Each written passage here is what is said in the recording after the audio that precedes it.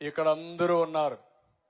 ఇప్పుడే హనుమాన్కైతే నేను కొబ్బరికాయ కొట్టి ఇక్కడికి వచ్చాను. మీరందరూ కూడా ఆనందపడ్డారు. ఎందుకంటే మా ఊర్లో హనుమంతుడి గారికి హనుమాన్కైతే కొబ్బరికాయ కొట్టారని. మనందరికీ ఏ మతస్థులకి ఆ మతస్థం పైన విశ్వాసం ఉందా లేదా అని మిమ్మల్ని అడుగుతున్నా. ఉందా లేదా? ఉందంటే చేలు పైకెత్తండి. ముస్లింల మతం పైన అభిమానం ఉంది, ఒక పద్ధతులు ఉన్నాయి. క్రిస్టియన్స్కు ఉన్నాయి, హిందువులకు ఉన్నాయి. ఉన్నాయా లేదా మీకు? ఉన్నప్పుడు నేను అడుగుతున్నా, మీరు దేవుడికి పెడితే పవిత్రంగా దేవుడికి పెడతారా? మసీదుకు పోతే పవిత్రంగా మసీదుకు పోతారా? లేకుంటే ఇష్టానుసారంగా చేస్తారా? నేను మిమ్మల్ని అడుగుతున్నా.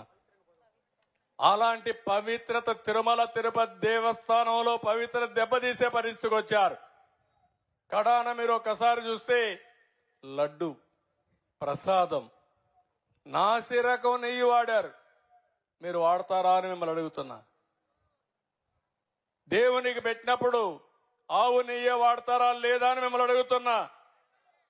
అలాంటిది 320 రూపాయలకు నెయ్యి వస్తుందని నాసి రకం వెజిటబుల్ ఫ్యాట్ అని ఎనిమల్ ఫ్యాట్ అని అలాంటివన్నీ దాన్ని కల్తీ నెయ్యి తీసుకొచ్చి దేవుడికి నైవేద్యం పెట్టే పరిస్థితికి వచ్చారు. ఇప్పుడు మాట్లాడుతున్నారు, నేను తప్పు చేయలేదు, టెండర్ పిలిచాను. మీ ప్రభుత్వం పిలిచింది, మీరు పిలిచారు.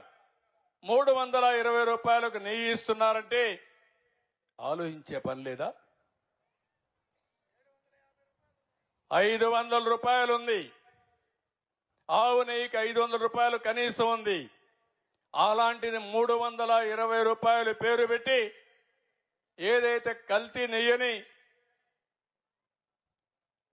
ప్రజల మనోభావాలతో ఆడుకునే విధంగా ఆ నెయ్యి తీసుకొస్తే ఆ మధ్యలో మీరు ఎవరన్నా కొండకు పోయారా?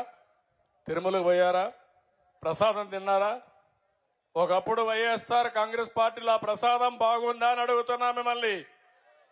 బాగా లేదని వాళ్ళు చేలిపైకి ఎత్తండి. భోజనాలు కూడా బాగాలేవు, దర్శనాలు కూడా బాగాలేవు.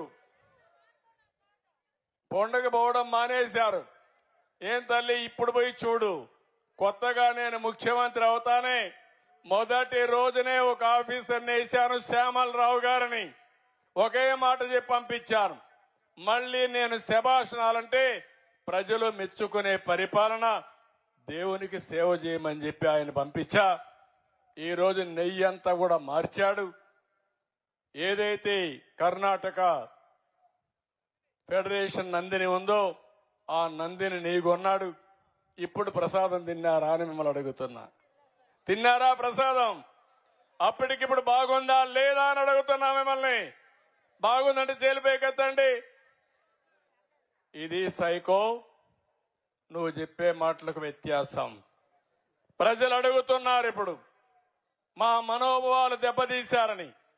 మనోభావాలు దెబ్బతీసినప్పుడు నాసిరకం నెయ్యి తీసుకొచ్చి, కల్తీ నెయ్యి తీసుకొచ్చి ఇష్టానుసారంగా చేసి క్షమించడాన్ని నేరం చేస్తే వదిలిపెట్టాలని మిమ్మల్ని అడుగుతున్నా.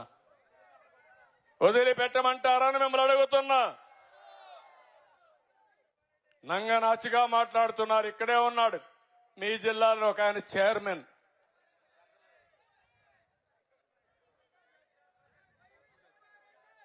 నేను పేరు చెప్పను,